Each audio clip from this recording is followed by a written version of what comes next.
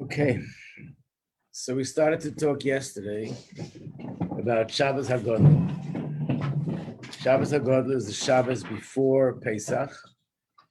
This year is going to be the Shabbos that's Erev Pesach. And there's a lot of different reasons that are given why it's called Shabbos HaGodol, which means the big Shabbos.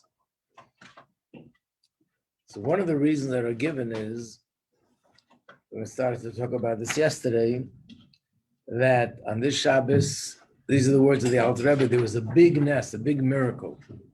And what was the miracle? The miracle was that a war broke out, a civil war in Egypt itself, between the firstborn and the other Egyptians.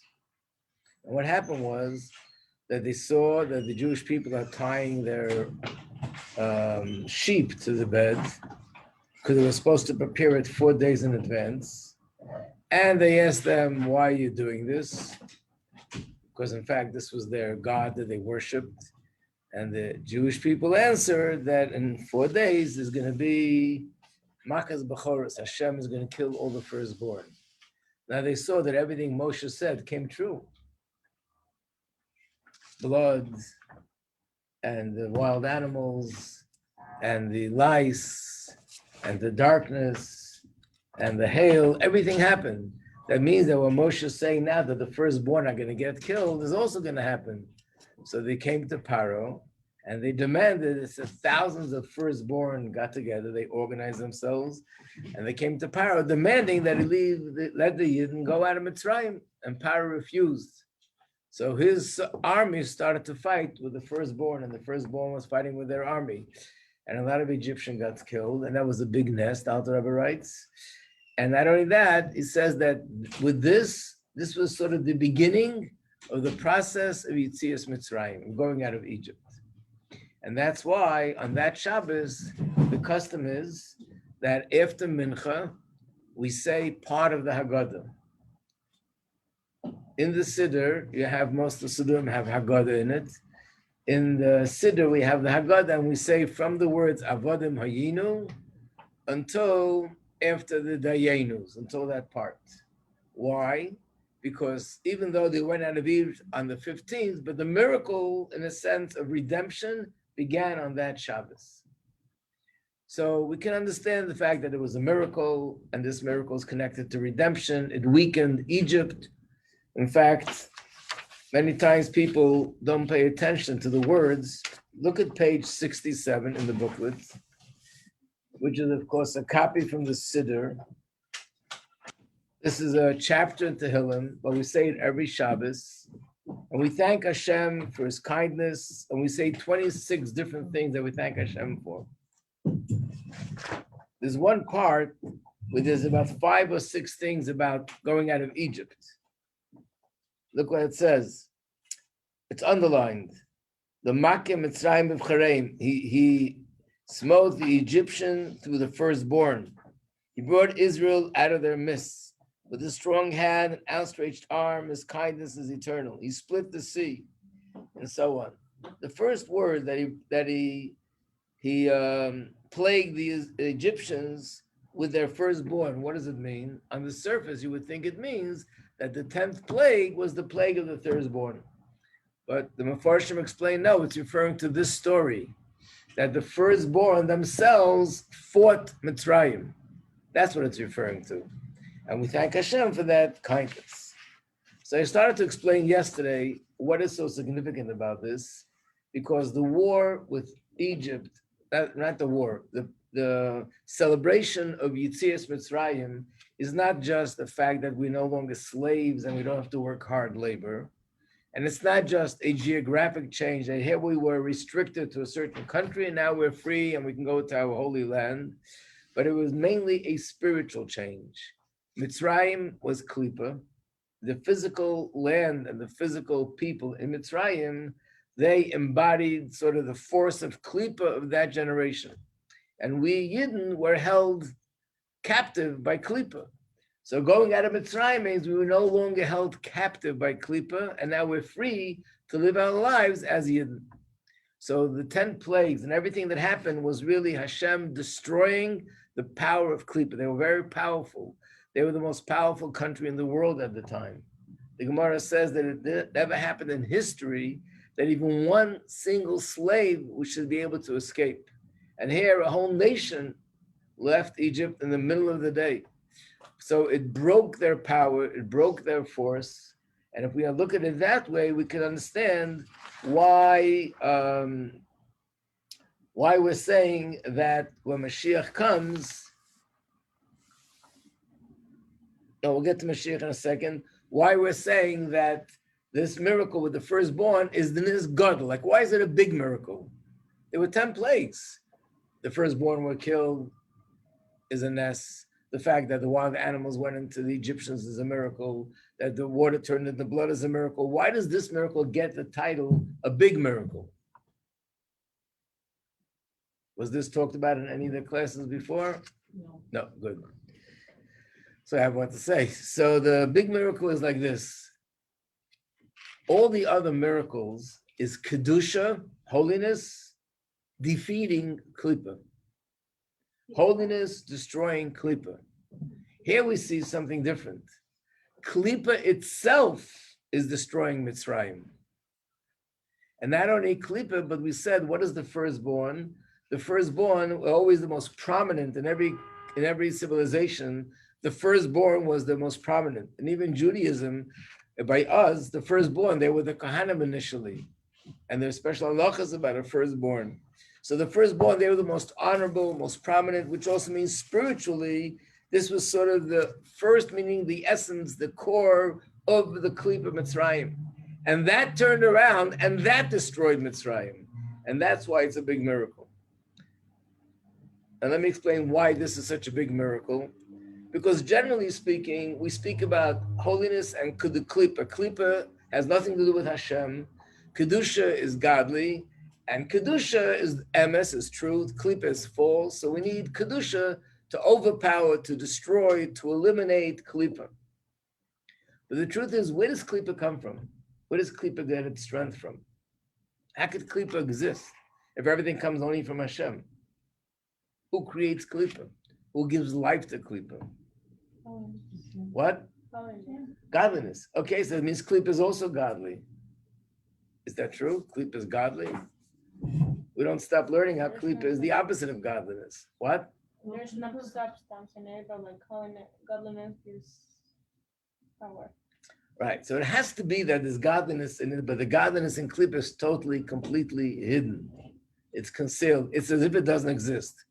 It's like a person who's chas v'shalom, not well, and he's like a vegetable. So there's life in the person. He's considered alive, but there's nothing. He doesn't see, he doesn't hear, he doesn't walk, he doesn't talk, he doesn't work, he can't communicate, nothing going on, as if he doesn't exist.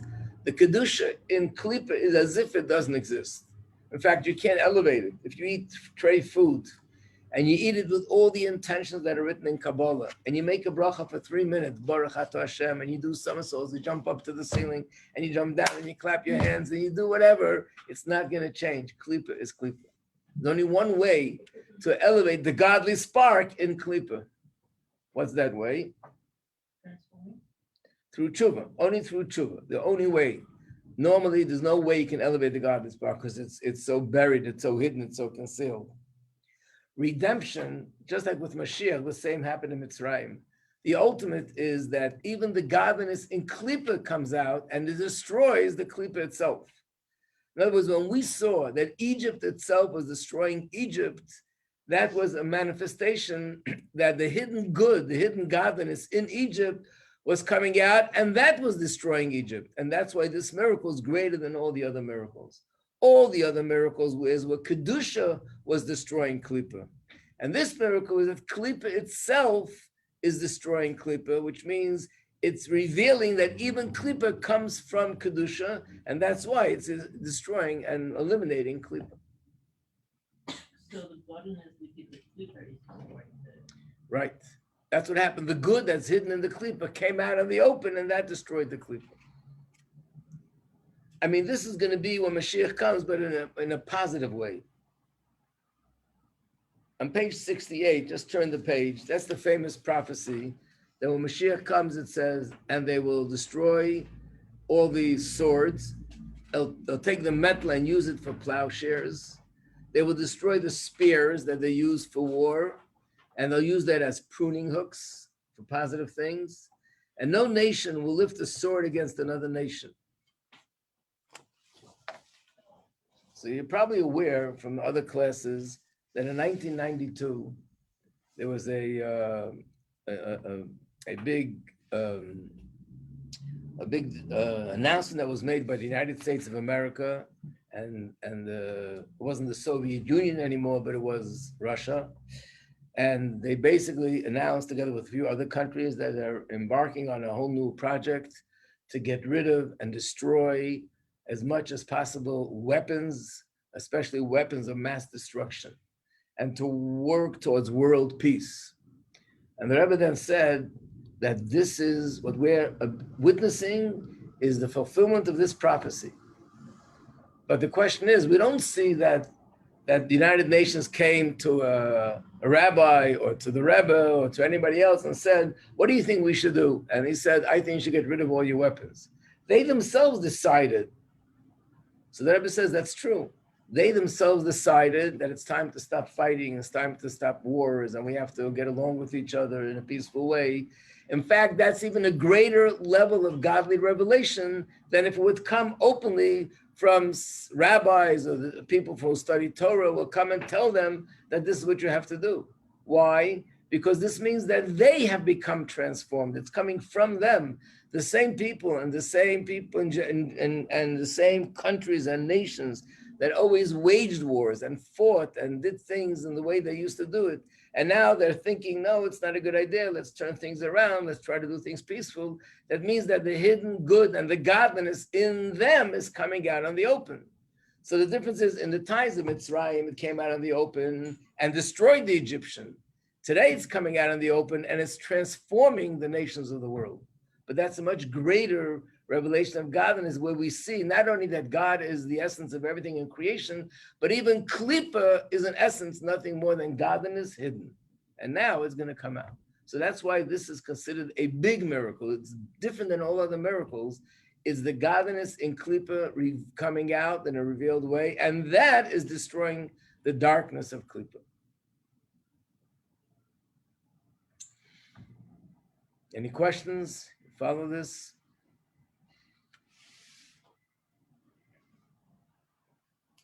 So this is related to another thing, which I'm going to skip now for a second. I prepared a class for Erev Pesach, but we gave this class before. There was one day that we had to have a class together, and I gave a class on this subject, but there's one part that I left out, and that's relevant now. What I'm referring to is, in the booklet, it's page 71. It was a class about the fact that on one hand, there's a lot of similarity between going out of Egypt and going out of Golus with Mashiach. In a lot of ways, they're similar. And on the other hand, there's a lot of differences. They're not similar in everything. In a lot of ways, they're very different. And we explained why that is. On one hand, they're similar because in essence, it's one process. We shouldn't think that the Jews went out of Egypt once. Then again, they had another incident, another episode. They went out of Golus in the times of Babel. They had another episode. They went out of Golus in the times of Haman. They had another episode. They went out of Golus in the times of Hanukkah. And we're going to have another episode, and we'll go out of Golus in these times. Hello, you can come in. Yeah. This is Abraham's mother. Some connection to the school. But in essence, it's one continuation, which means it's a process that started over 3,300 years ago. We went out of Egypt. And in reality, we're moving more and more out of that state until we come to the ultimate state, which is Geula. So every stage of redemption that happened in the past is really part of it. One of the places where you can see this is the story with the ladder. Yaakov Avinu had a dream, and in the dream he saw a ladder. What do the four rungs on the ladder represent? I think there might be 20 or 30 different interpretations. It was a prophecy, and they're all true. It contained a lot of messages. One of the interpretations are that the four rungs represent the four golusim that were going to happen in the future. After all, there was going out of Egypt. There's questions how to count the four, but generally speaking, there's four, even though as far as the details are concerned, there are more. So generally, we went out of Mitzrayim, we went out of Babel, then we had the Exodus in the times of Purim and Hanukkah, and then the fourth one will be when we go out with Mashiach. So if it's a ladder, and there are four rungs in the same ladder, what does that say? The four rungs in the same ladder are not separate, it's climbing. First I go on the first rung, then I go to the second rung, then I go to the third, and then I get to the fourth, and I'm all the way on top. Everything we're experiencing in history from the day they went out of Egypt is really a process of growth, a process of spiritual development, and a process of coming higher and higher spiritually. And therefore, in many ways, going out of Egypt and going out of Galus now with Mashiach will be similar because it's part of one process. It just, the process began 3,300 and something years ago, and the process will finally come to completion and to fruition in a complete way when Mashiach comes. So because it's one process, therefore it's similar. But in many ways it's different. And we gave a list that in that class, in many ways that are different. One of the things that I didn't mention is the fact that when they went out of Egypt, they ran out of Egypt. They were rushed out of Mitzrayim. There's a pasuk in Chumash where it uses the term ki borach ha'am, that they went out of Egypt, they raced out of Egypt. And it's not just a word in the Chumash, but we know that's what the whole idea of matzah is based on. Matzah is there to represent our exodus from Mitzrayim, but it emphasizes a specific point that we went out in such a rush, there was no time for the dough to rise. So in Mitzrayim, we went out in a rush. What's going to happen when Mashiach comes? So if you look in the booklet on page 73, no, wrong page. Which page do I want? I want page...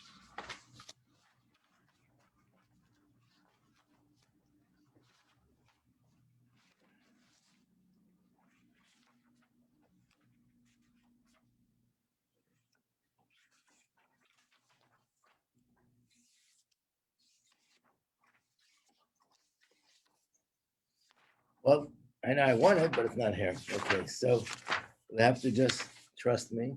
But in the prophecies about Mashiach, it says when Mashiach comes, you won't go out in a rush, you won't go out in haste.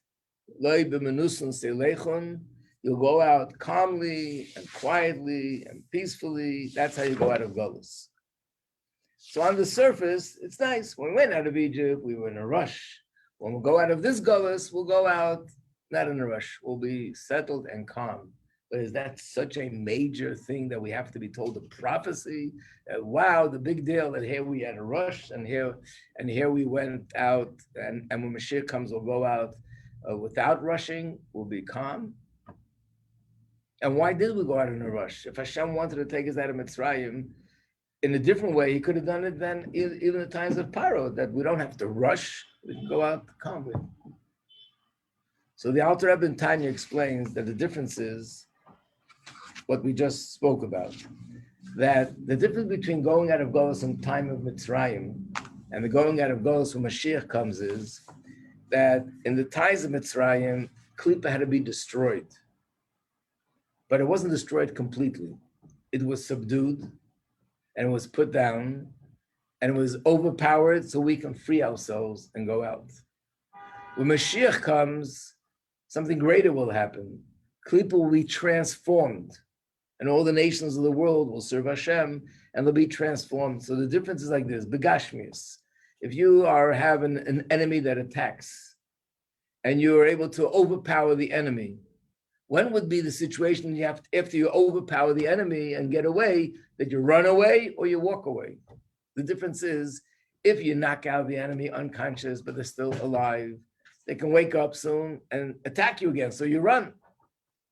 But if the enemy is no longer there, you have nothing to run from. It's over. This person is no longer a threat. In the times of Mitzrayim, Klippa was still Klippa. And we know that it still existed for many generations until now. What they did was they were able to overpower Klippa and subdue the Klippa and defeat it to the point where they can become free. But when Mashiach comes, will transform the Klippa, that it'll become Kedusha. And that's why we're saying that the nations of the world will then turn around and serve Hashem. So therefore, this prophecy that in Mitzrayim we were rushing, we'll go out of this Golus, we'll be going out calmly, is not just about rushing and going out calmly. This is something which is an indication of what is going to happen to the world as a result of our redemption. Then we had a runaway, there was something to run from, and when Mashiach comes, there's no need to run because everything will be transformed. Okay? Any questions on that? I know the answer. The answer is no. No questions. Okay. We'll try again. So let's go to page 69, another subject. We'll try to cover as much as we can. One of the mitzvahs on Pesach is to drink 4 cups of wine. Now we know every Shabbos we drink a cup of wine. Every Yom Tov we drink a cup of wine. And here there's a difference that we have to drink 4 cups of wine. Why do we drink 4 cups of wine? What's the reason we drink 4? So the answer is because when Hashem took us out of Golus in the Chumash, there are 4 terms that are used. Each one means redemption, but one is different than the other. And could be you did this in other classes, but let's look inside on page 70. All 4 Lashonos, all 4 words that are used are all on page 70. It starts off, "V'hitzesi eschem," I will bring you out from under the burden of Mitzrayim. So hitzes means I will take you out. Then comes another pasuk, "V'ga'alti," I will redeem you. I redeemed you with an outstretched arm. So that's another word, ga'alti. Then it said, "V'lakachti," I will take you. I left out one, v'hitzalti, I didn't underline it. In English, it's underlined, I will save you. So it's I will take you, I will save you, I'll redeem you, and I will take you. 4 different languages. There's a 5th, where it says I will bring you. We'll soon talk about the 5th. But because there are 4 languages that are used about going out of Mitzrayim, that Hashem will take us and save us and redeem us and take us out, bring you and take you out. Therefore, corresponding to that, we drink 4 cups of wine. And this goes back to what I said before. Here I wrote it a little bit different because this is another opinion, number 2 on the list, that there are 4 Golusim. One is the Golus Bavel, which is when we're in Golus in Babylon. And we count separately Paras, which is the Golus in the times of Purim, Persia. Yavan is the Golus for the Greeks in the times of Hanukkah. And Edom is the Golus we're in now, which will be redeemed through Mashiach. These are the 4 rungs of the ladder. So again, 4.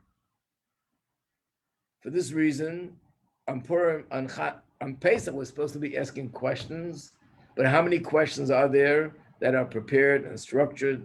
This is the questions we should ask. Again, 4 questions. The Manashtana is 4.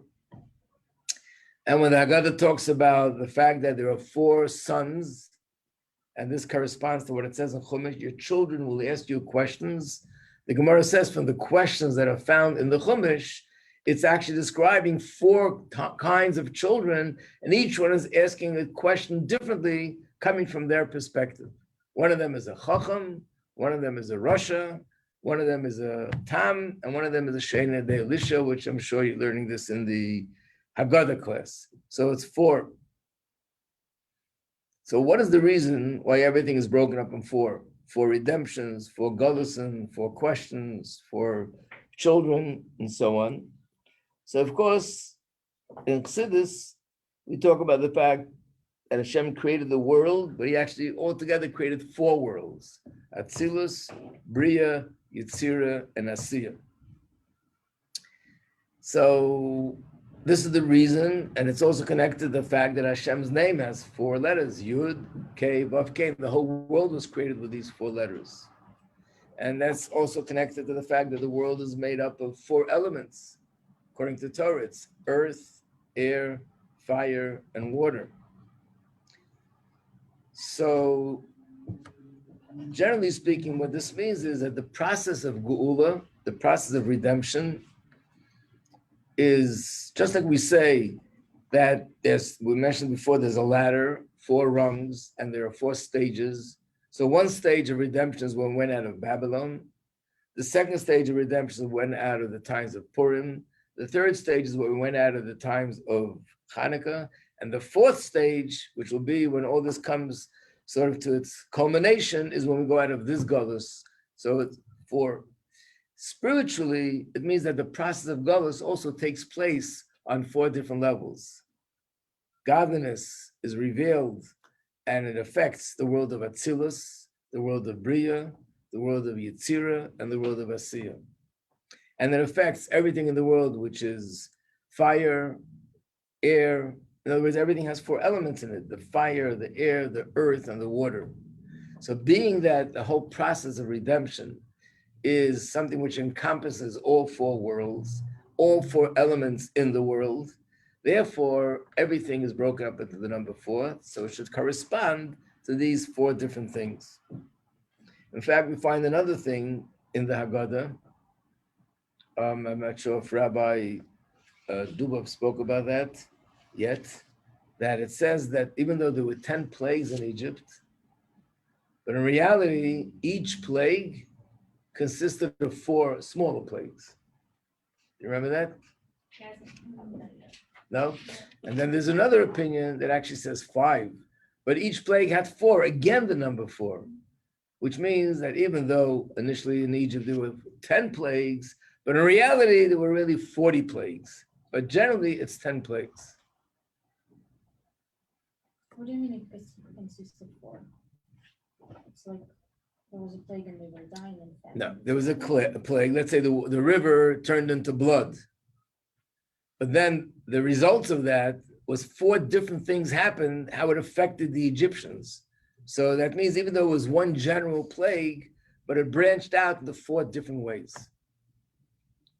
To use an example, let's say today we have a plague, unfortunately, which is called whatever it's called. And it's plagued the world. How does it affect us? In a gazillion ways. It affects people that they can't go to work. It affected companies that they went out of business. It affected people's physical health. Some people unfortunately lost their lives, God forbid. It affected people that were healthy, but because they couldn't go out of the house and they couldn't do anything, it affected them emotionally, mentally. They couldn't handle this isolation and quarantine, and affected relationship, affected so many different things. So even though it's one plague, but the effect of it is much more than just one thing. It affected almost every area of life. So I guess, even though I didn't see an actual source that explains it, but it probably means when the plague of blood took place, or the plague of the frog took place, that was one thing. But generally speaking, it affected them and it plagued them, and it was a punishment in 4 different areas, each one. So in a sense, altogether, there were 40 plagues, not just 10.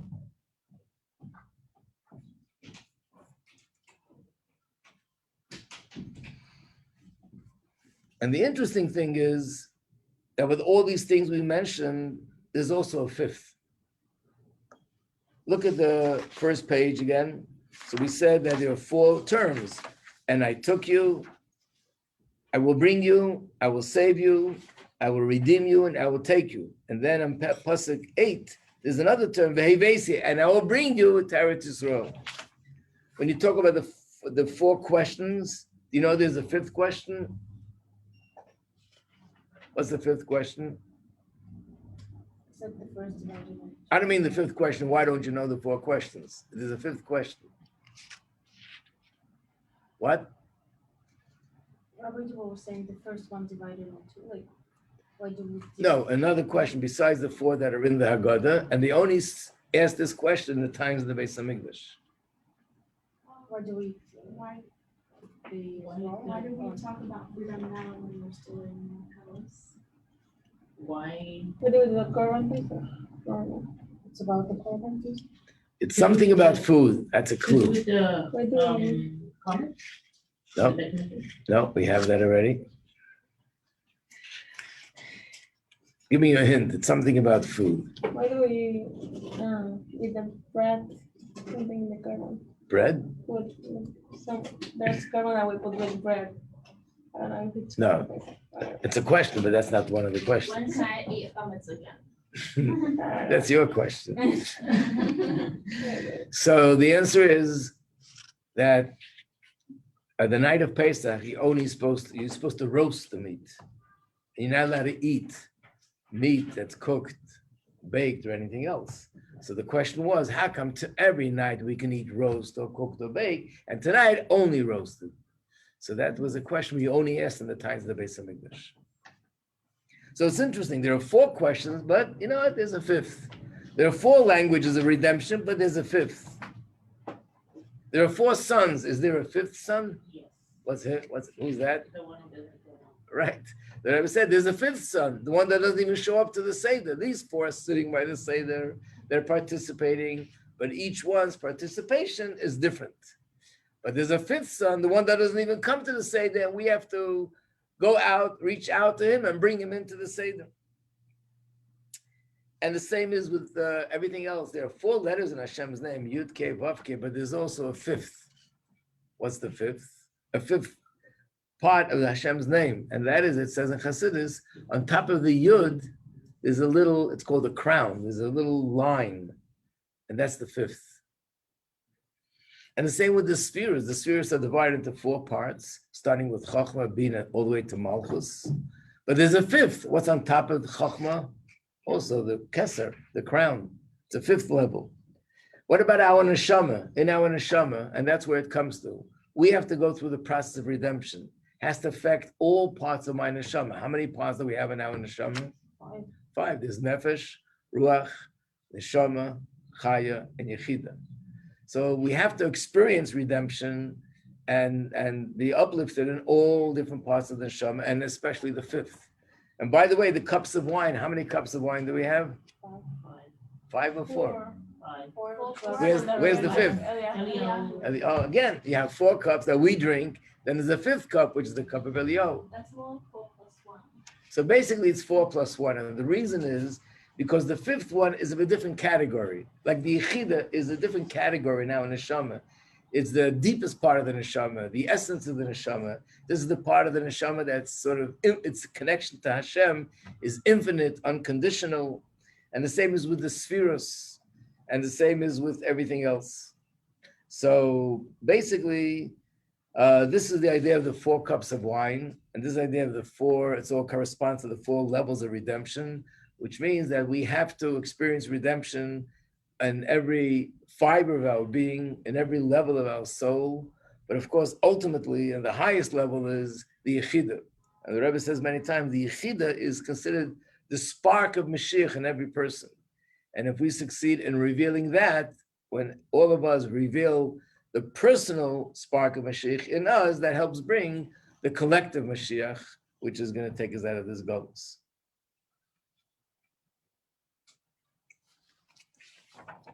Okay, trying to cover as much as we can. So I'm going to go now to another subject, page 88, and that is to talk about Kriyas Yamsuf, the splitting of the sea. How is this explained according to Chassidus? The splitting of the sea is not just one of the things that happened. It's considered a major part. Page 88 on the booklet. It's a major part of the whole process, to the extent that every day in davening, there's a whole segment of davening. We don't just say, remember you went out of Egypt, like in the Shema. There's a segment of davening that's, the whole segment is to repeat the song that the Yidden sang when they went out of Mitzrayim, Oz Yosher. So it's the song specifically that relates to the splitting of the sea. They sang this when the sea split. So every day we're supposed to remember not only our going out of Egypt, But every day we're supposed to remember the splitting of the sea. So obviously there's deeper significance. It wasn't just a technical thing that they're running out of Egypt, and on the way they got stuck. There was a sea. Hashem made a miracle. The sea split so they can go through. And we mentioned this also the other day, that when Mashiach comes, Hashem will again split the water. It says that it'll be a different sea. It'll be the Euphrates, and that'll split. It's a pasuk in Shayo. When the Yidden went into the Eretz Yisrael, they crossed the Yarden, the Jordan. Again, Hashem made a miracle that it should split. So we see that somehow, some way, splitting of the waters is connected to the process of redemption, as if it's part of the process.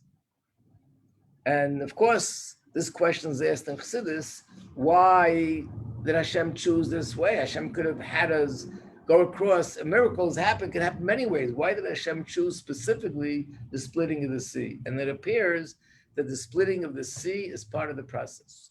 What makes the question even stronger is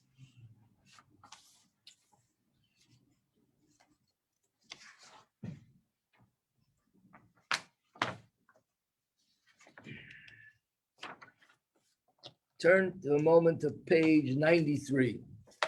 93 is the song of Dayenu. We all know that song. And in that song, we're thanking Hashem for all the wonderful things that he did for us. And we're saying, Hashem, if Hashem would have only done this, would be enough to thank him.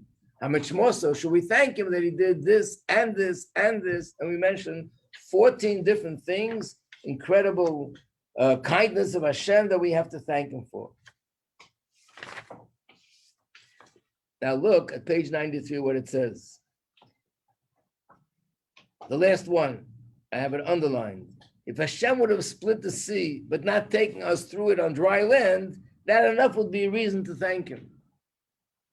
What would be the purpose in splitting the sea if we're not going to go through? The whole purpose of splitting the sea was to allow us to pass and continue our journey to receive the Torah at Har Sinai. So what does it make sense to say, even if Hashem would just split the sea, but we wouldn't go through, we would thank him. And then we say, the next one goes, and now that Hashem had us go through, that alone is a reason to thank him. It's not two separate things, it's one. Hashem split the sea that we should go through. So we see from this that the splitting of the sea in itself is an incredible, not just a miracle, but it has an incredible impact on us in terms of the whole process of redemption. And that's why we thank Hashem separately for the splitting of the sea and separately for having us go through. Another place we can see this is, if you go back to the page we looked at before, page 67, where we say Hodu, the one that has the 26, Hodu Lashem Kitov. Look at the bottom, the same thing. To whom who split the sea of reeds into sections, because Hashem's kindness is eternal. And then we say, and he brought Israel through it, his kindness is eternal. Two separate kindnesses.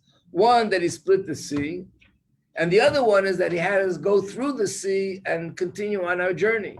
But it's not two separate things, it's one and the same. The whole purpose of splitting the sea is like saying, one, I want to give you, thank you for opening the jail, that I can go out of jail. And the second thing is for actually allowing me to leave the jail. It's not two things. If you open the jail door, but you don't let the person out, then you've not accomplished anything. If the sea was split to allow us to continue walking, then why we thank Hashem twice? Once for splitting the sea, and the other for allowing us to walk through.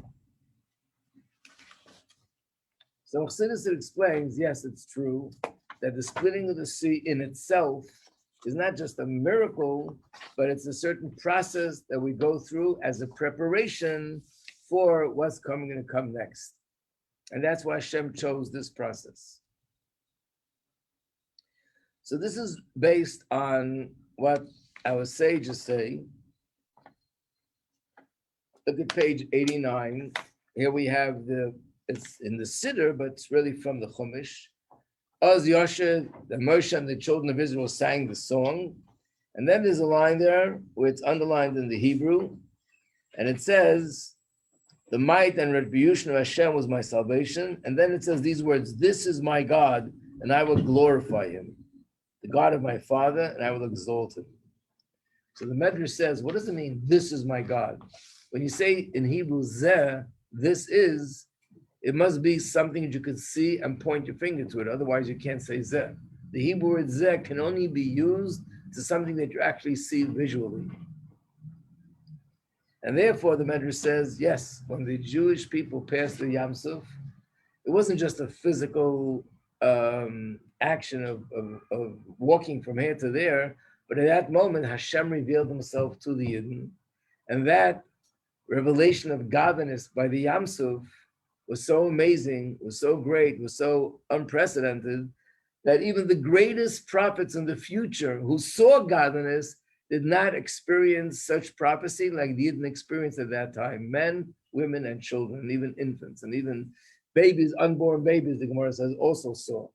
They saw Hashem in a way like we've never seen before. In other words, the splitting of the sea was not just a physical thing. It means at that moment, this had something to do with revealing godliness in some sort of incredible, unprecedented way. How does it have to do with splitting of the sea? So this is a big, big subject in Chassidus. There are hundreds of Maimarim that talk about this subject from every single Rebbe of Chabad. But of course, in this class, we try to do things in a sort of brief way, at least to have some idea what it's all about. So, let's go back to the original page, page 88.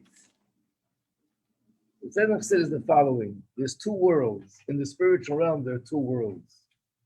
One world is called, on page 88, it's number 1, Alma Diskasya, which means hidden worlds. And the other one is called the revealed worlds. On the surface, which one sounds higher to you, the revealed worlds or the hidden worlds?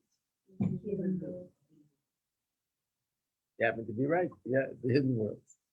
Chassidus compares it to what we have in the human experience, the difference between thought and speech. Thought is hidden, and speech is what's revealed. When I speak, people know what it is that I want to say. When I'm thinking, people don't know what's going on in my mind. That's hidden.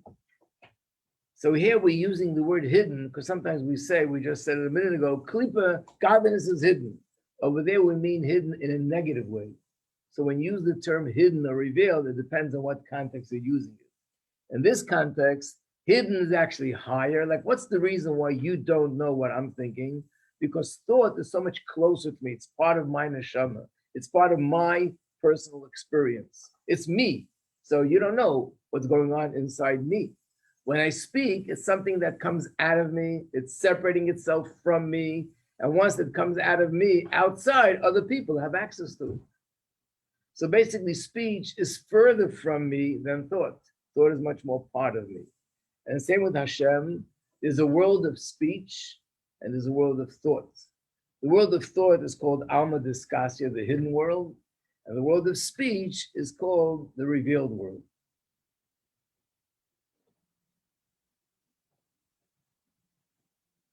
There's something in davening which I guess on the surface would also be a question. Look at page 90. We say this in davening.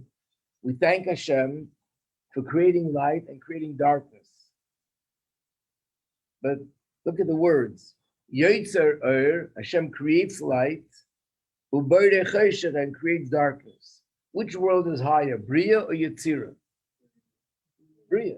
So I would think that Bria should be light, and Yetzirah, which is lower, should be darkness. Instead, here it says Yotzer, which is the world of Yetzirah, light, and the world of Bria is darkness. But this is the answer. In this context, darkness and concealment and hidden actually means that it's higher, it's closer to the source. And the closer something is to the source, the more hidden it is from people outside. So the world of Bria is like Hashem's thought, that's darkness. The world of Yetzirah is like Hashem's speech, and that's light because that's more revealed to creation. So these are the two worlds, and that's the same thing here physically, the difference between the dry land and water, the sea or rivers or oceans, that it says, where it says really everything that exists outside of the water exists in the water. But in the water, it's all hidden. You don't see it. Now people are able to dive deep down in the depths of the sea, and we see amazing things, fish that we never saw, plants that we never saw, treasures that we don't didn't know that it's there. And basically it's all there, it's always been there, but it's been hidden. So generally speaking, bodies of water, they are a manifestation of the hidden worlds. And the dry land, that's a manifestation of the concealed world, of the revealed world. In this context, it's lower. Now, there's another difference between the hidden world and the revealed world, and that is that fish, their source of life is the water. And they're so connected to their source of life that if they leave it, they can't live. There's a famous story of Rabbi Akiva that the Romans made decrees, and one of them was that you're not allowed to teach Torah in public. Rabbi Akiva continued to teach his Torah in public, and he was arrested. And when he was in jail, he was together with someone else whose name was Pappus. He was a Jew, but he was a political activist. And he was involved in political things that went against the Roman government. So they were both arrested in the same jail. And apparently this Pappus wasn't an ordinary person either. He was a very powerful person, but he got arrested because he went against the Romans. So he turned to Rabbi Akiva and said, Rabbi Akiva, you're a smart man. And could you explain to me, you knew that you're going to get arrested if you do this. There was a decree not to teach Torah in public. So why did you do it? Rabbi Akiva said, I'll answer you with a mashal. And he told him a story that there were fish swimming in the water, and they were racing back and forth. And there was a fox sitting near the water, and the sly fox says to the fish, why are you so nervous, racing back and forth? So the fox said, because soon the fishermen are going to come, and they're going to catch us and take us out of the water. And that's the end. So the fox says, so why don't you come out of the water and sit down next to me? So the fish says, are you the sly fox that everyone says is so smart? If our life is at risk in the water, which is our source of life, how much more we have less chance to live if we go out of the water? And he said, Rabbi Akiva said to him, your papa is the famous person, supposed to be such a smart person. If my life and our life is not safe in the water, which is Torah, our source of life, how much less safe it's going to be if we abandon Torah and we stop learning Torah. So fish, their source of life is the water, and they're openly connected to their source. Things on earth, the Gemara says, really everything comes from earth. Humans come from earth. Adam Arishan is from earth, and everything, plants come from the earth, and animals, everything comes from the earth. However, it doesn't have to be connected. It can continue to exist without being connected. We humans, we come from earth. That's the way it was in the first creation, but we're not connected to the earth. And animals aren't necessarily connected to the earth. Birds actually fly in the air. So the difference is another difference. Creatures of the sea or the water, they're openly connected to their source. Creatures of dry land are not openly connected to their source. That's another difference between the hidden worlds and the revealed worlds. In the hidden worlds, the angels or whatever exists in those worlds are openly, they feel their source, which is Hashem, and they're openly connected. They feel that if they disconnect, they won't even be able to exist. In the revealed worlds, revealed means that they perceive themselves separate from their source. They don't feel that connection that's so crucial that they must constantly be connected to their source. So all in all, the hidden worlds are a deeper level connection to godliness, and the revealed world is a lesser level. And there are many levels, by the way, in the hidden and the revealed. I told you the world of Bria and the world of Yitzir, but really every level in the spiritual realm, the higher one is the hidden world, and the lower one is the revealed, and there's higher and higher. There are infinite layers of depth and higher than higher, which represent these two things. So,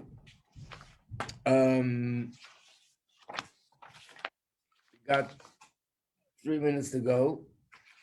And if we stop here, I know you won't be able to fall asleep at night. Let me just give you some idea, and then tomorrow we'll elaborate on it more. I made a little chart. If you look on page 94, we see the different worlds. But in order to understand what we're going to say, Nati, could you give this out? The second chart is not in the booklet. Somehow, it's supposed to be there.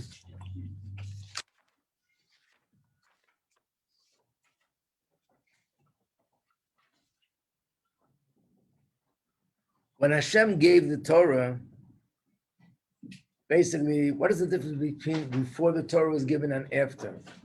The difference is before the Torah was given, Hashem wasn't revealed in this world. By giving the Torah, Hashem, for the first time in history, since the Chet Tadas, Hashem revealed his presence in this world permanently. So first they gave the Torah, then they built the Mishkan, the sanctuary, and now God's presence was in this world permanently. Up until then, God's presence couldn't be in this world because it was being blocked. In the language of Chassidus, not going into all the details, it says that there was sort of a curtain, which means something blocking, that the light of Atzilus, if you look at this, look at the second thing I gave you. The light of Atzilus had some sort of a curtain, which means something spiritual that was blocking, and there was a filter. It didn't allow the light of Atzilus to be revealed in this world, right? So in order for Hashem's light to be revealed in this world, first Hashem had to draw the curtain, had to remove the blockage. Once the blockage is removed, now the light of Atzilus could shine into this world. When we saw the water split, by the way, the Gemara says there was a miracle. Not only did the water split when they were crossing, all the waters in the whole world split. All the rivers, all the lakes, all the oceans, everything, wherever there was any body of water, it split. Why? What it means is that in all the spiritual levels, that which is the hidden, the concealed, which is that curtain that conceals godliness, that opened up. And it opened up in order to allow the higher level of godliness to be revealed in this world. So in other words, the splitting of the sea was a preparation for the Torah to be given. They went out of Egypt, they let go of the klipa, but now to receive godliness, they had to do something to open the doors, open the gateway, and open the curtains that Hashem's light should come down. So I'll get to you in a second. The splitting of the sea was the opening of the curtains, and to receive the Torah at Har Sinai, that was Hashem's light from Atzilus coming down to this world. Yeah? The Rebbe said when we got the Torah, it was only the light of the world, only light, in terms of the... Right, effect. And not the bottom part. So with the splitting of the waters, what is the bottom part as well? Or Well, even when the Rebbe said that, it doesn't mean that it doesn't affect it, because you're supposed to observe Torah mitzvahs wherever you live. And wherever we go, we can do Torah mitzvahs. Obviously, it just means that the biggest impact is on the top part of the globe, and on the bottom part of the globe, it's less of an impact. But ultimately, it did affect the whole world, and the Torah mitzvahs are applicable any place in the world. Right, I guess what I'm asking is in terms of the impact of the people. Right, so it didn't have the full impact, but it had an impact in every place in the world. So the splitting of the sea was really preparation for everything and anything. And that's why before they went into Israel, where more light had to be revealed, there was again a splitting of the sea, another curtain had to open up. And then we'll take a look and see how before Mashiach comes, another curtain has to open up, because what needs to be revealed now is something which was never revealed before. It's a new curtain on a higher level, and that's why we have to go through again the process of the splitting of the water, which means the hidden worlds are opening up, and what's hidden there is going to become revealed. To be continued tomorrow, Mitzvah Hashem. You're welcome. Bye. Welcome. Thank